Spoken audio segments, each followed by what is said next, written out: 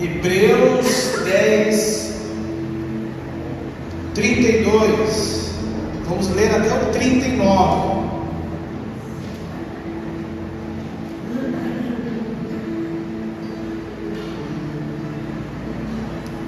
O texto diz assim: lembre-se dos primeiros dias, depois que vocês foram iluminados, quando suportaram muita luta, muito sofrimento. Algumas vezes vocês foram expostos a insultos e tribulações. Em outras ocasiões fizeram-se solidários com os que assim foram tratados. Vocês se compadeceram dos que estavam na prisão e aceitaram alegremente o confisco dos seus próprios bens, pois sabiam que possuíam bens superiores e permanentes. Verso 35. Por isso, não abram mão da confiança que vocês têm, ela será ricamente recompensada. Vocês precisam perseverar, de modo que quando tiverem feito a vontade de Deus, recebam o que Ele prometeu. Verso 37. Pois em breve, muito em breve, aquele que vem virá e não demorará, mas o meu justo viverá pela fé. E se retroceder, não me agradarei dele. Nós, porém, não somos do que retrocedem e são destruídos, mas dos que creem e são salvos. Obrigado, Senhor, por estarmos diante da Sua palavra, por termos a oportunidade de ouvir o Evangelho. E nós te damos graças, Espírito Santo, por estar aqui, por poder trabalhar sobre cada coração. Espírito Santo, faça a sua obra em cada vida aqui, nos convença, Senhor, do pecado, da justiça e do juízo. Faça-nos ter entendimento daquilo que somos, nos tornamos na pessoa de Cristo Jesus. Faça-nos despertar para os dias que estamos vivendo, discernindo o Espírito, para que possamos viver uma vida vigilante, para que possamos viver uma vida posicionada, cumprindo toda a sua vontade, Senhor. Abençoe esta manhã, abençoe esta palavra, em nome de Jesus. Amém, igreja? Irmãos, vamos falar um pouquinho rápido sobre o que o autor de Hebreus está tratando aqui.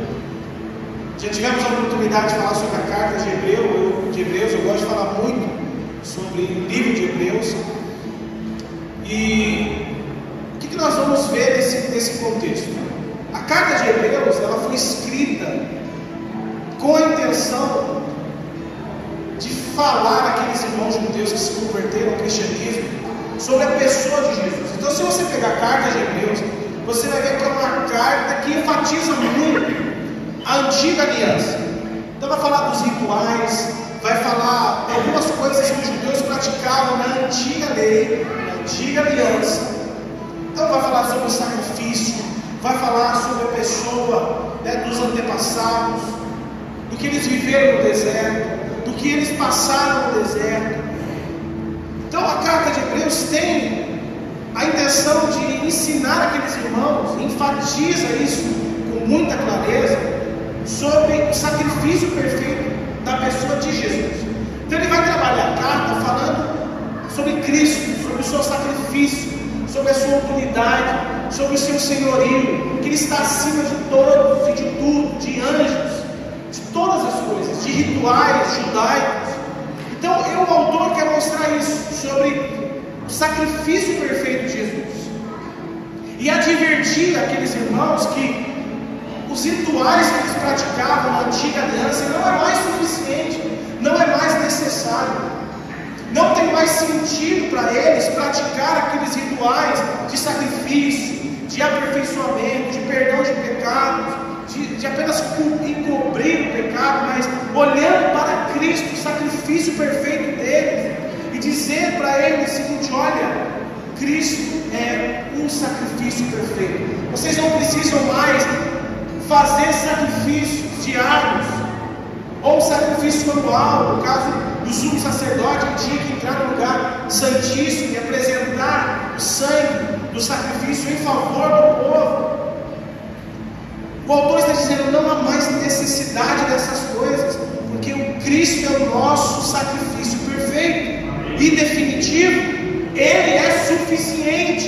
para salvar o homem. O sangue de boi, o sangue de bode, eles não podiam tirar o pecado, ele apenas encobria o pecado daquele povo. Ele não podia redimir definitivamente a vida das pessoas, mas o sangue de Cristo, o sangue perfeito, sim, era suficiente para perdoar pecados, para aperfeiçoar as pessoas, para redimir definitivamente as pessoas, não necessitando mais de sacrifício diário. E esse sangue, o autor vai dizer ali ainda no capítulo 10, ele nos deu a comunhão com Deus, ele nos deu esse acesso a Deus. Ele vai dizer ali no começo do capítulo 10 que esse sangue abriu um novo e vivo caminho. E agora nós temos comunhão com Deus, amém, irmão? Não é mais agora um sumo sacerdote entrando no lugar santíssimo, lá onde ficava a arca da aliança. Somente o sumo sacerdote poderia entrar ali uma vez por ano para oferecer sacrifício. Somente ele tinha acesso a essa presença que estava ali naquele lugar, chamado lugar santíssimo. Agora o autor está dizendo, olha, todos têm esse acesso, pelo sangue de Jesus Cristo. Todos nós, irmãos, temos acesso à presença e à comunhão com Deus, amém?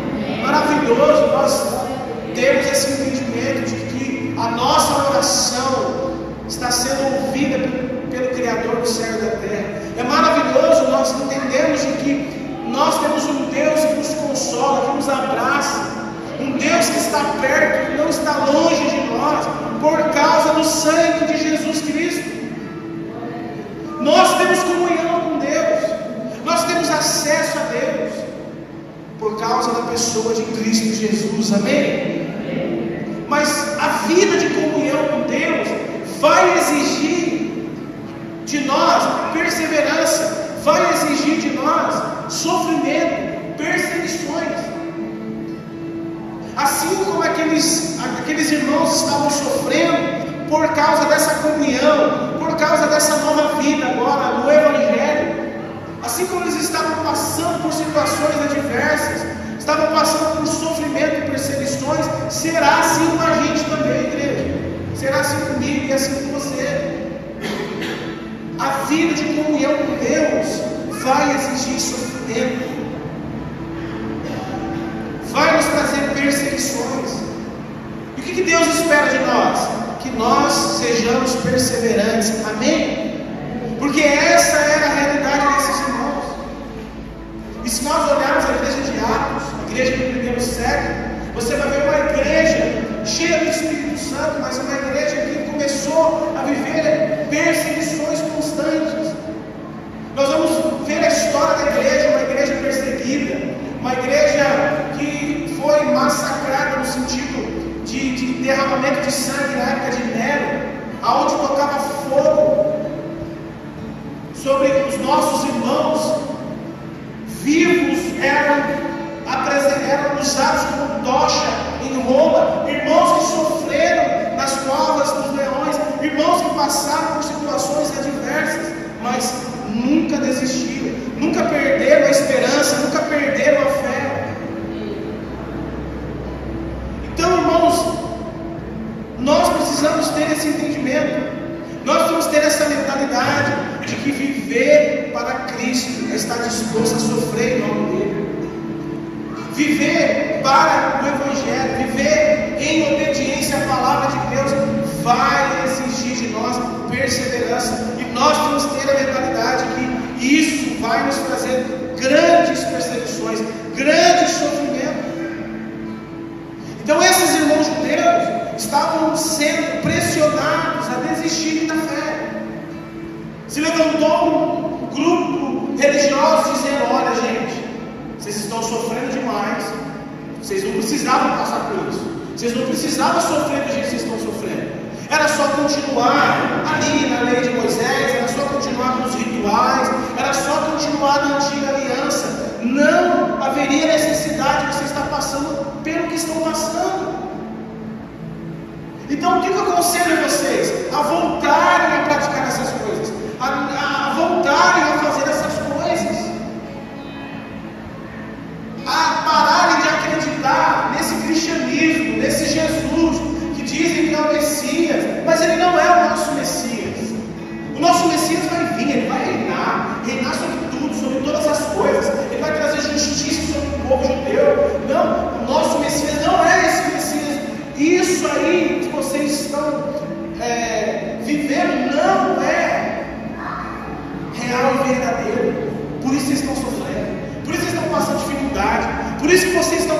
por luta.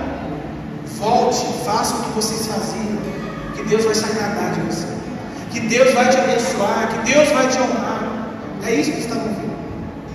Retroceda, volte a fazer o que vocês faziam, volte a viver essa vida religiosa, continuar oferecendo sacrifício, rejeitando o definitivo e verdadeiro sacrifício, que é quem? Cristo Jesus. Volte a fazer o que vocês faziam. Não precisam viver assim, não precisam passar por essas coisas.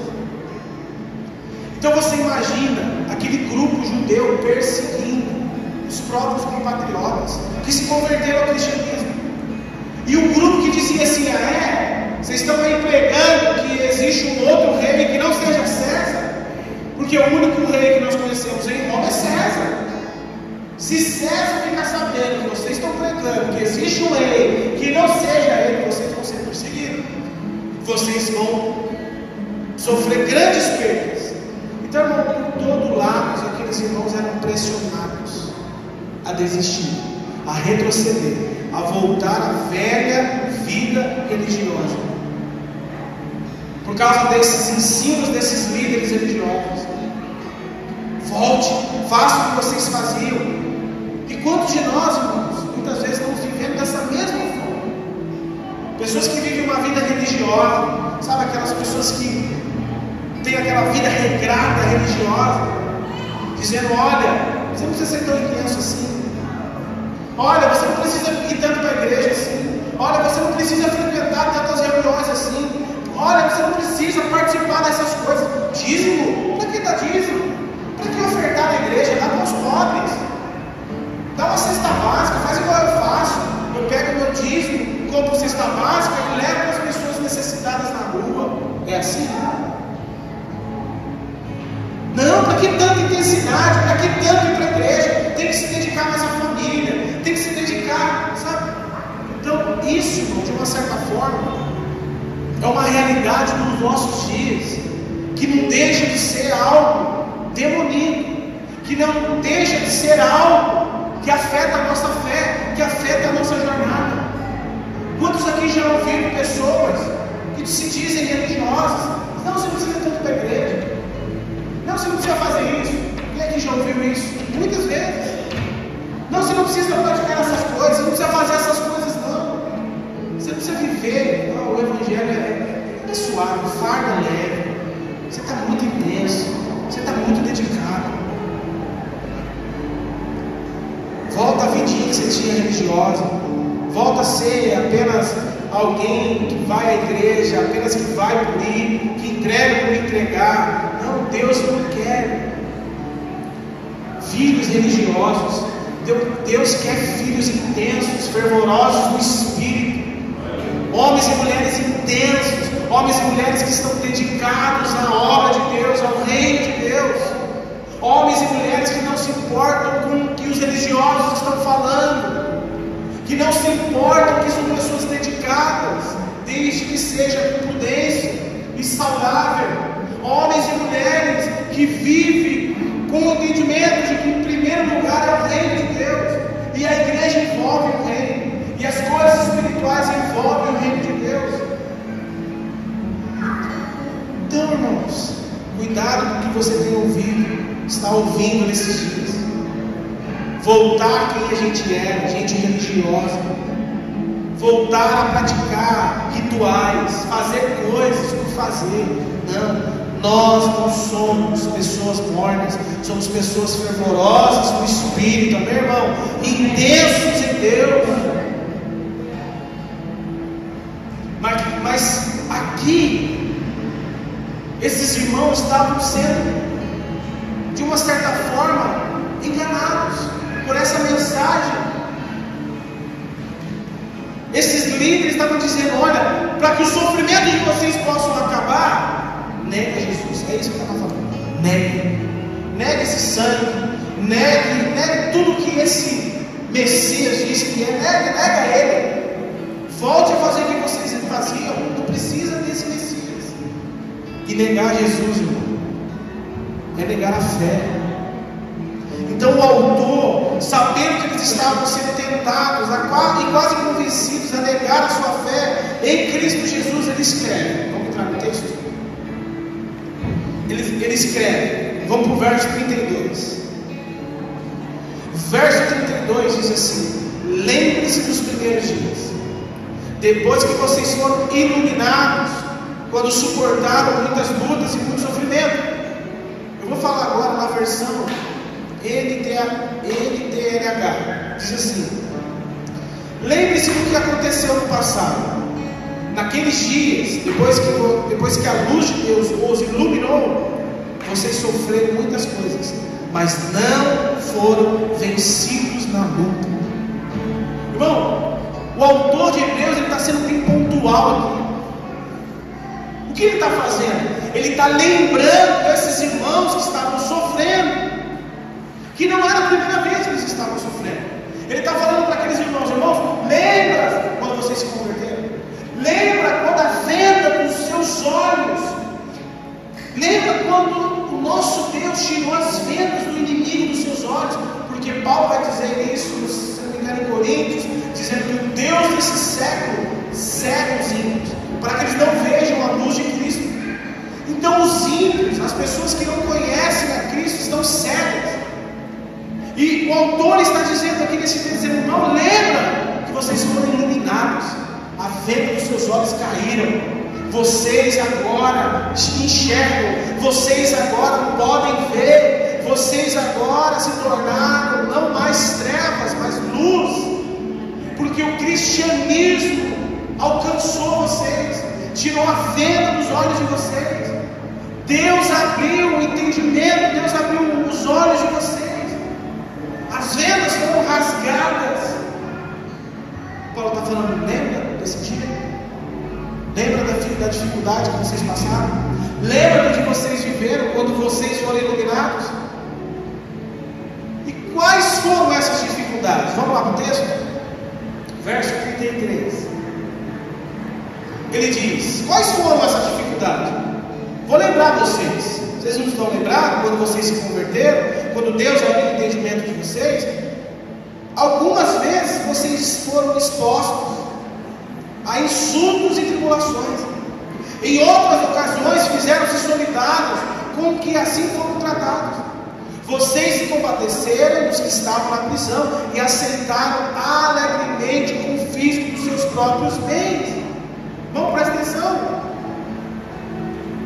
Não tem como viver o cristianismo sem sofrimento. Eu vou pedir, eu sei que você não gosta, eu também não gosto, mas repete isso para o seu irmão: não tem como viver o cristianismo sem sofrimento. Você pode falar isso para mim? Tem que ficar claro para ele. Tem que ficar claro para você: não tem como viver o cristianismo sem sofrimento, igreja. Quantos aqui já passaram por psicólogo?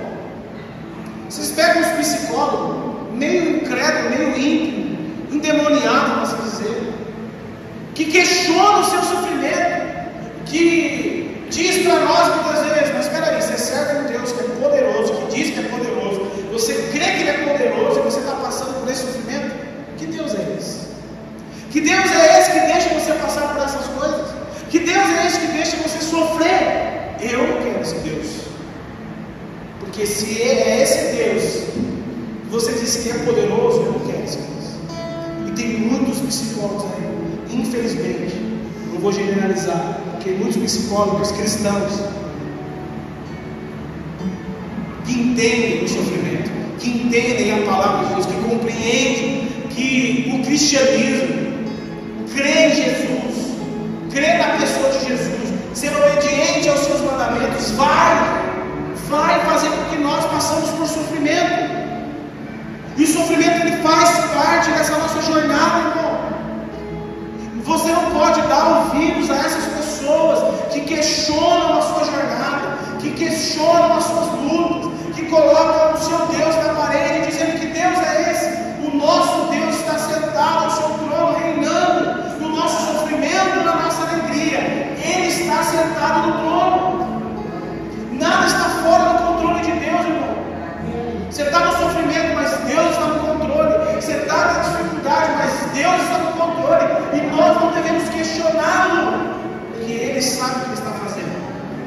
Ele sabe até onde nós podemos suportar, e quando nós não conseguimos suportar, Ele nos dá força, Ele nos capacita, Ele nos dá autoridade, Ele nos dá graça para viver aqui. Nós vamos entender isso, igreja, que a partir do momento que Deus abre o nosso entendimento, as vendas que nos impediam de enxergar, elas são tiradas dos nossos olhos, e agora nós enxergamos, agora nós vivemos em obediência. Nossa, agora eu tenho que amar meu próximo? Tenho. Agora eu tenho que perdoar aqueles que me ofendem? Tenho. Agora eu tenho que viver em santidade? Tenho. Agora eu não posso mais ser amigo do mundo? Não. Então, quando nós andamos em obediência a essas coisas, vamos sofrer, vamos passar por muitas dificuldades, vamos passar por muitas tribulações e perseguições, mas Deus está no controle de tudo, igreja. Ser obediente aos mandamentos de Deus, ser amigo de Deus, vai nos tornar inimigo do mundo. Lembra quando a gente era amigo do mundo? E Tiago vai falar: aquele que é amigo do mundo é inimigo de Deus. Nós, quando estávamos vendados, éramos inimigos de Deus. E o autor de Hebreus fala assim: ai, que dura, terrível coisa é cair na mão de Deus. Irmão, a pior coisa é cair na mão de Deus, a pior coisa é estar na mão de Deus. Então, quando nós estávamos lá na prática do pecado, com os olhos vendados, quando nós não perdoávamos, quando nós não amávamos, não tínhamos compaixão de ninguém, quando nós adulterávamos, quando nós fazíamos todo tipo de imoralidade, nós éramos inimigos de Deus. Mas o Espírito Santo de Deus um dia tirou a venda dos nossos olhos, e nós agora vemos, e agora por vermos, nós agora somos amigos de Deus. Você é amigo de Deus, você é amigo de Deus, de inimigo para amigo. Que coisa maravilhosa, irmão. Só o Evangelho faz isso. Então o que isso significa, irmão? Que a partir do momento que nós somos iluminados e reconhecemos que Jesus é o nosso Senhor, o céu e a terra se unem contra a nossa vida, mas também temos um céu em favor da nossa vida. Ao mesmo tempo que as trevas e aquilo que habita na terra, no sentido de que o Deus desse século, ele reina sobre algumas coisas, com a permissão de Deus, é claro. Ele não reina sem permissão nenhuma de Deus. Ele tem controle sobre algumas coisas, e essas coisas ele usa contra a nossa vida, ele usa contra a nossa jornada. Então, quando nós somos iluminados e vivemos a nossa vida em obediência a Deus, se prepare, irmão, porque o diabo e os seus demônios caídos farão de tudo para fazer com que nós retrocedemos. Satanás, o Deus desse século, ele se levanta contra a nossa vida, contra a nossa jornada. E aí, irmão, que a luta vem, que as dificuldades surgem, é onde as pessoas que diziam que nos amavam, que eram nossos amigos, começam a nos insultar, nos roubar, muitas vezes a nos perseguir. Você sabe o que eu estou falando. Família se levanta, o esposo, a esposa, os amigos, os familiares. Agora você é crente, agora você vai para a igreja, agora você vive naquela igreja, agora você vive orando, vive aí lendo a Bíblia. Não, irmão. Entenda, tente discernir isso. A partir do momento que nós somos iluminados, as trevas se levantam para tentar de toda forma nos impedir de avançar. É natural, irmão, que eu e você sofra. É natural daqueles que forem iluminados tenha o mundo como seu opositor, faz parte da nossa jornada. Porque tem muito crente dizendo assim: mas eu não mereço sofrer, mas eu não mereço passar por essa tribulação, mas eu não mereço passar por isso. Eu não mereço. Quem aqui já falou isso para Deus? Eu não mereço. Eu não mereço passar por isso. Eu não mereço. Você merece pior. Mas pela graça de Deus, o que você está passando ainda é suportável. E não, se não fosse suportável, Ele te daria força. Porque Porque Ele é um Deus de graça e misericórdia. Ele é Pai. Ele não gosta de ver seus filhos em sofrimento permanente, porque o sofrimento, ele faz parte, ele vai acontecer, mas é um período curto e é terreno. Ele vai passar, irmão. Ele vai passar. Então, irmãos, nós que fomos iluminados, nós vamos estar preparados a saber suportar aquilo que estamos vivendo diariamente. Porque esses irmãos aqui tiveram seus bens confiscados. Irmãos, já parou para pensar? Eu estava falando com o Cleber sobre isso. Esse dia vai chegar para nós. Ah, não vai, pastor. Não, hoje a perseguição é ideológica, mas é questão de tempo a ser física. Porque daqui a pouco a gente vai estar discordando de ideologia. E se você discordar de ideologia, você está lascado. Daqui a pouquinho, os pastores dos altares vão estar sendo forçados. Vamos pegar um exemplo. Claro, talvez para a nossa realidade está longe, mas isso pode acontecer. Fazer igual na China, na Coreia. Tem que mostrar para o governo o que está sendo pregado, o que está sendo dito à igreja. O governo tem que aprovar o que você fala. Então hoje é ideológico, mas fisicamente é questão de tempo. Esses irmãos aqui tiveram seus bens confiscados. E quando eles tiveram seus bens confiscados, o que diz o texto? Vamos lá para o texto? Vai no verso 34.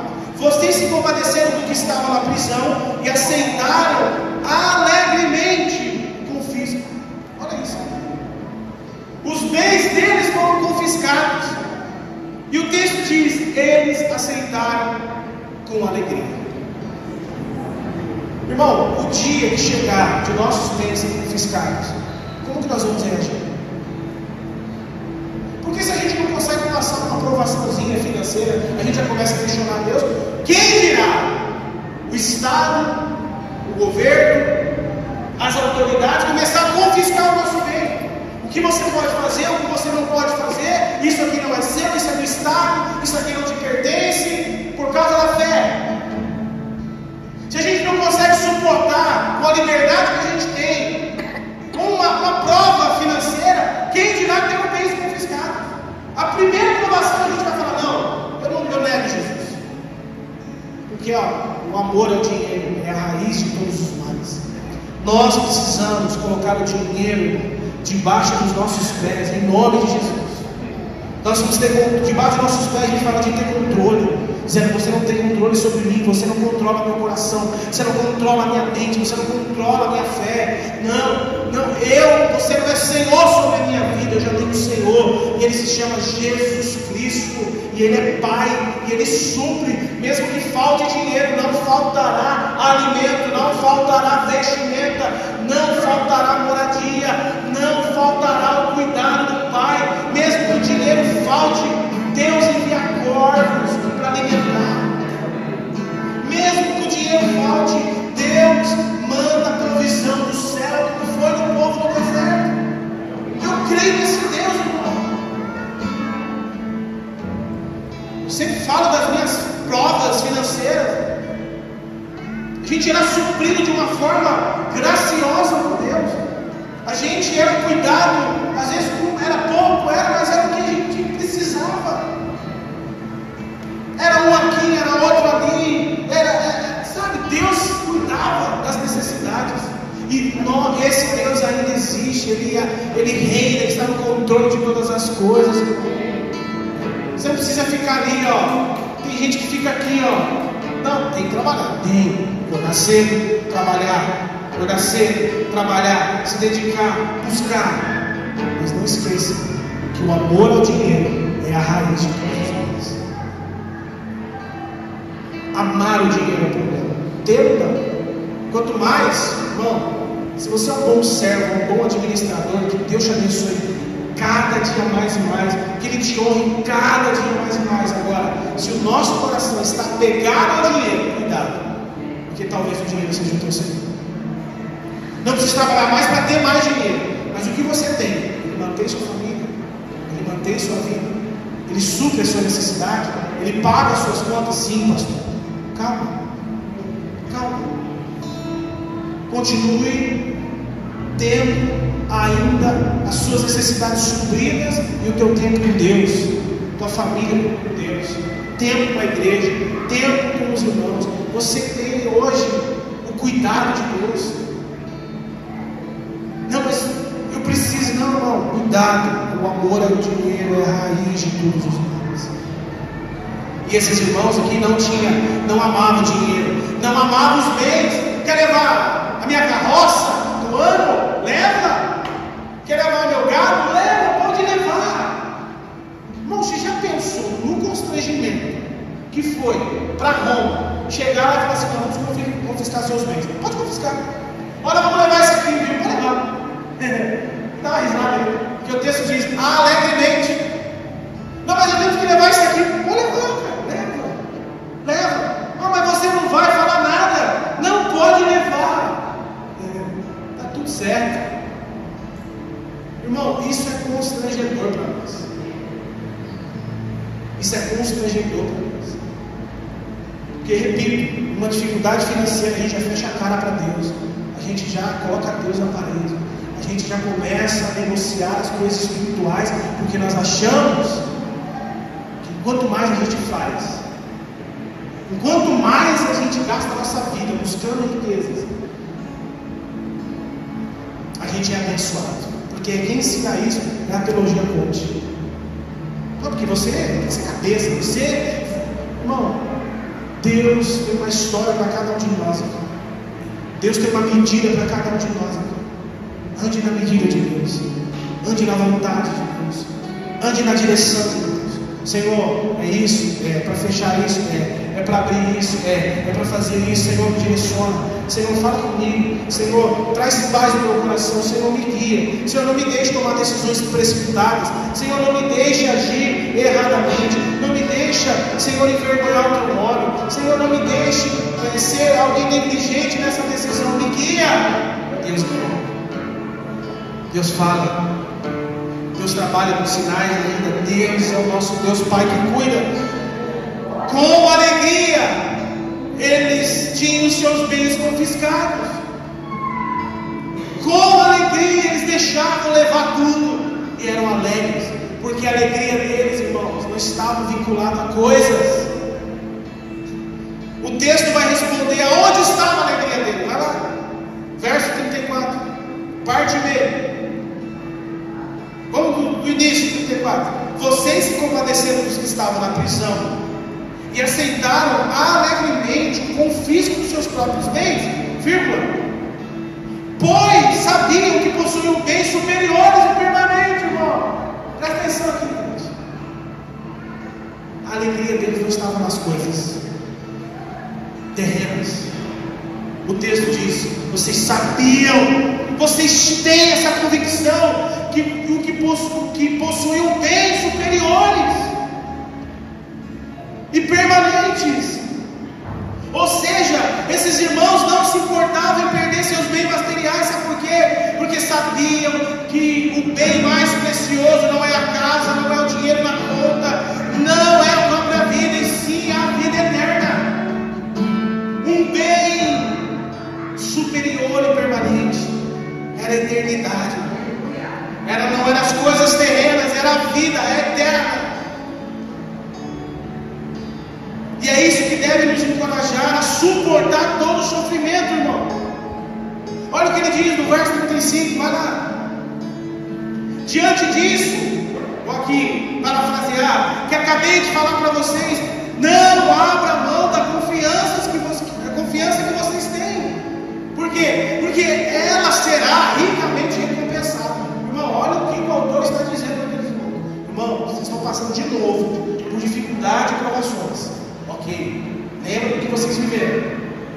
Então, diante de tudo isso que vocês acabaram de entender, eu quero deixar uma mensagem de encorajamento para você. Diante disso que eu acabei de falar, não abra mão da confiança de vocês. Irmãos, não abra mão da sua confiança em Deus. Confie em Deus. Os que confiam no Senhor são como um monte de Sião que não se abala. E o crente não se abala. O crente é alguém inabalável, porque a sua confiança não está em si, a confiança dele está em Cristo. E aqueles que confiam no Senhor, o texto diz, ele será ricamente recompensado. Irmão, deixa eu falar uma coisa para você.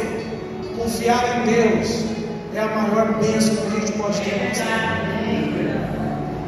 Ah, eu confio no meu amigo que tem dinheiro. Ah, eu confio nessa proposta que não. A tua confiança tem que estar em Deus, porque o texto diz: não abra mão da confiança de vocês. Você não precisa de gente, você não precisa de pessoas, você precisa dele, apenas dele, porque aquele que confia nele será ricamente, irmão, não será abençoado, é ricamente recompensado. Ricamente, porque a confiança está em Deus. Mas para isso, olha para o texto, ele vai continuar falando. Mas para ter essa bênção, essa ricamente recompensado, para ser ricamente recompensado, olha o que o texto diz. Ele continua, né, irmão? Verso 36. Vocês precisam fazer o quê? Sentar na cadeira da igreja e esperar a vida passar? Fazer o quê? Acordar meio-dia? Ele está dizendo, não, vocês precisam perseverar, de modo que quando tiverem feito a vontade de Deus, irmão, olha isso aqui, irmão. Isso é maravilhoso. Tem texto que Deus abre entendimento. Ele está falando aqui, olha, vocês precisam perseverar, de modo que tiverem feito a vontade de Deus, recebam o que Ele prometeu. Sabe o que o autor está falando aqui, irmão? Ele está dizendo, olha, não importa o que você esteja passando, por causa da sua fé, é isso que está dizendo. Continue confiando em Deus, Ele recompensará essa confiança. Mas para isso vocês precisam perseverar. O significado da palavra perseverar é uma característica de uma pessoa que não se desvia do seu propósito e da fé, mesmo que diante das maiores provações e sofrimento. Você está entendendo o que é perseverar? Perseverar não é sentar no banco da igreja há anos e vai para casa, e volta no domingo, vai para casa. Não, isso é diário. É estar na segunda-feira na luta, e naquela dificuldade, terça e quarta na dificuldade, mas eu estou perseverando. Quando eu chego no domingo, eu não chego com a cara amarrada, com a cara fechada, eu chego alegre, feliz, porque Deus tem me dado força para perseverar. Então quando eu estou diante de Deus, eu me alegro, eu celebro, porque mais uma semana Ele me dá força para vencer, para suportar, porque eu sei que se eu não abrir mão da confiança, da minha fé, da minha convicção, Ele me recompensará.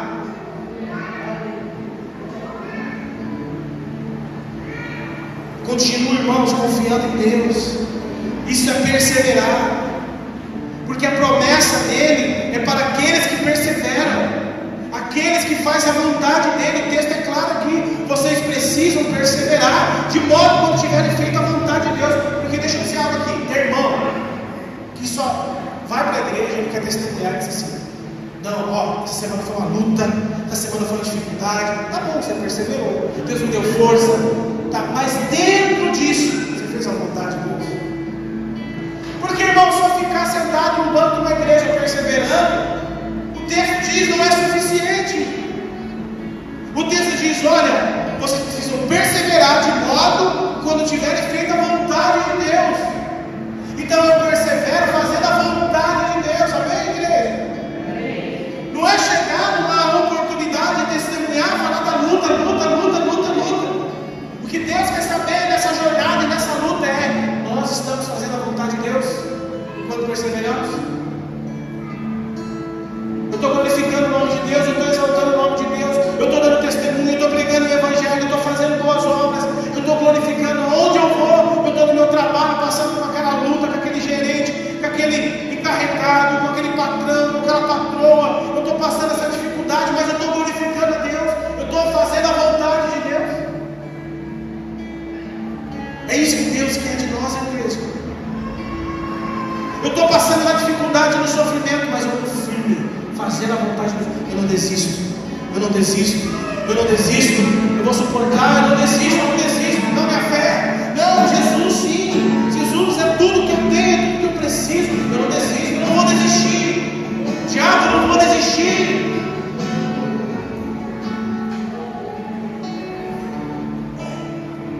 Eu não vou desistir, eu não vou desistir. É isso? Pensar em desistir já passou já muitas vezes. Passa até hoje. Chegar a chutar o balde, eu falei, já confesso com os pecados.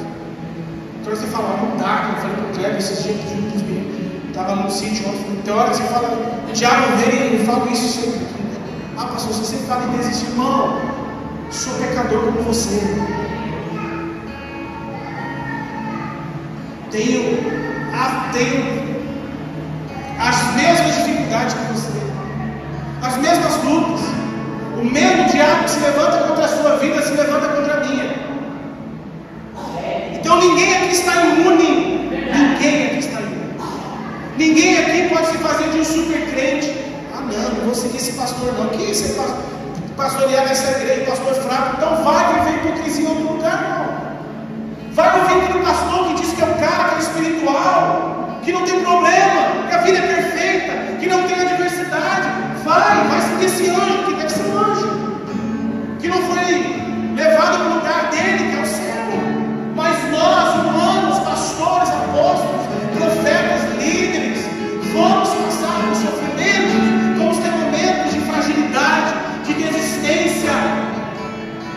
Mas isso não vai nos afastar, não vai fazer a gente perder a vontade de fazer a vontade de Deus.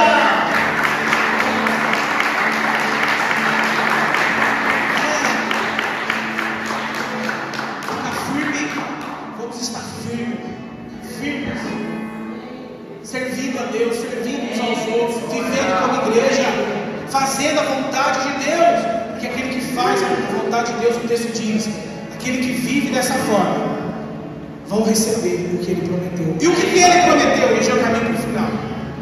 Que promessa é esta? 1 João capítulo 2, verso 25. Esta é a promessa que nos fez a vida eterna. Essa é a promessa. A vida eterna é a maior promessa que ele nos fez, irmão. Não é bênção, não é prosperidade, não é conta, não é cheia, não. É a vida eterna. Mas até esse dia chegar, seja em vida ou seja em morte, o texto diz: o justo viverá pela fé. Quem tem fé mesmo? Então se prepare, que o justo viverá pela fé. Viver pela fé é viver na dependência daquilo que recebeu. Viver pela fé, irmão, não é ser aquele crente que gosta de sofrer. Viver pela fé é confiar em Deus, é suportar o sofrimento, perseguições, tribulações, estar firme. Isso é viver pela fé. Viver pela fé é tudo está desmoronando, eu continuo crendo. É continuar crendo que é viver pela fé.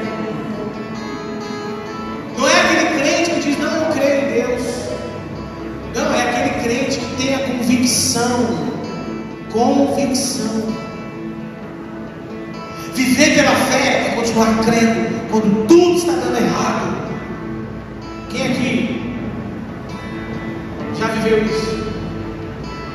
Quando as coisas começam a dar errado, você para, respira. Eu sei que o meu Redentor vive. Se Ele me deu, Ele tem total autoridade para tirar. Eu sei que Ele começou uma obra na minha vida, está tudo bem, está tudo certo.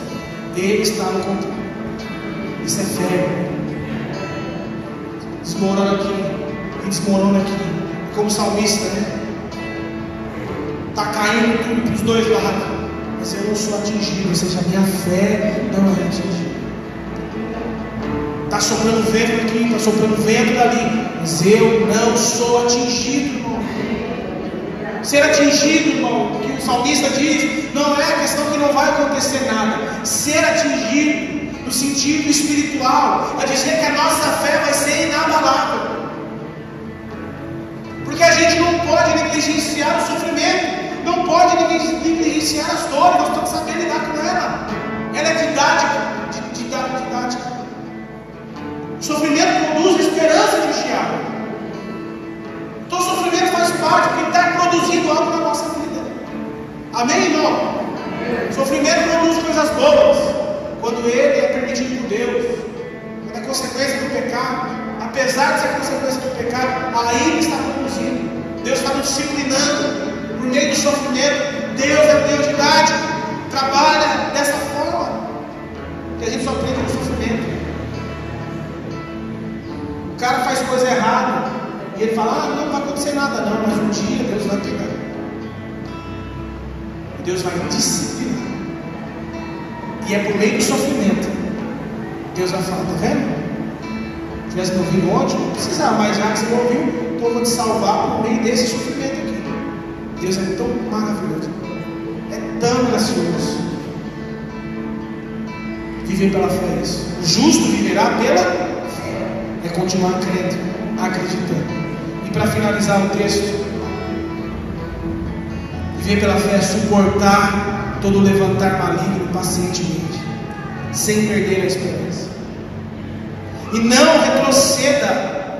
Vai lá para o texto, lá no verso 38, ele diz: o justo viverá pela fé, e se retroceder, eu não me agradarei dele. Irmão, olha o que o texto está falando.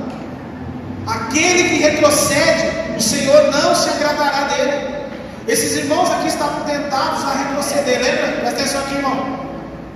Estavam tentados a retroceder. E o autor escreve dizendo assim: se vocês retrocederem, se vocês voltarem a fazer o que vocês faziam, vocês estão retrocedendo, e Deus não se agradará de vocês. Deus não se agradará de vocês. E aí o texto finaliza, vai no verso 39 e diz: nós não somos dos que retrocedem, e sim dos que creem e são salvos. Irmão, presta atenção. Está sofrendo, vai passar. Talvez o que a gente vai passar pela grande tribulação, segura firme. Nós não somos aquele que retrocede. Talvez essa palavra para muitos de nós aqui não é nada. Eu estou bem, a vida está boa, está tudo certo. Para mim, só que Deus está nos preparando para coisas que estão por vir. E nós precisamos estar prontos, com o nosso espírito preparado, e dizendo: eu não vou retroceder. Nega, não. Compra isso, faz isso. Não vou fazer, eu não vou retroceder. Não, mas todo mundo faz. Eu não vou fazer.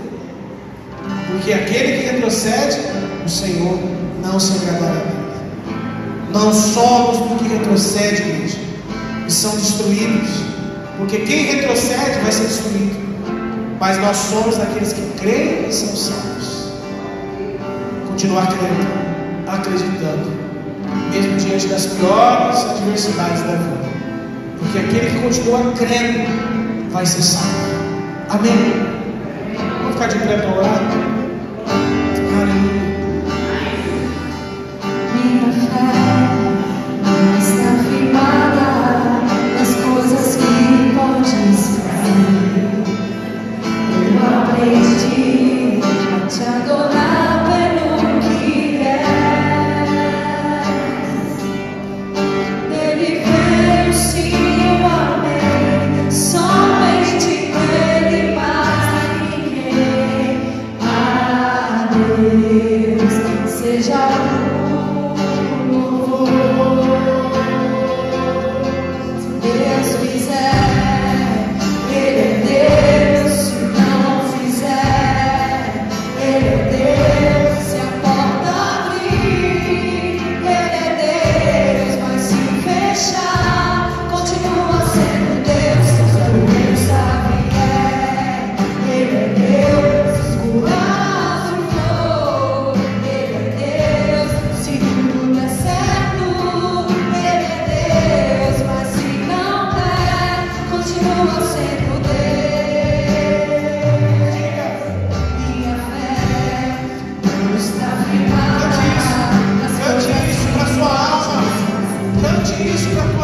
eu aprendi Cante a isso. adorar pelo Para que o que mundo espiritual ouça isso. dele veio sim o amém, somente dele mais ninguém. A Deus seja o louvor. Se Deus fizer, Ele é Deus. Se não fizer, Ele é Deus. Se a porta abrir, Ele é Deus. Mas se fechar, continua sendo Deus. Se a doença vier, Ele é Deus. Se nada eu for, Ele é Deus. Se tudo der certo, Ele é Deus. Mas se fechar, continua sendo Deus. Eu adoro pelo que Ele faz, eu adoro pelo que Ele é. Faça o que houver, sempre será Deus. Eu não adoro pelo que Ele faz, eu adoro pelo que Ele é. Faça o que houver, sempre será Deus. Se Deus fizer, Ele é Deus. Se não fizer, Ele é Deus. Se a porta abrir, Ele é Deus. Se fechar, continua sendo Deus.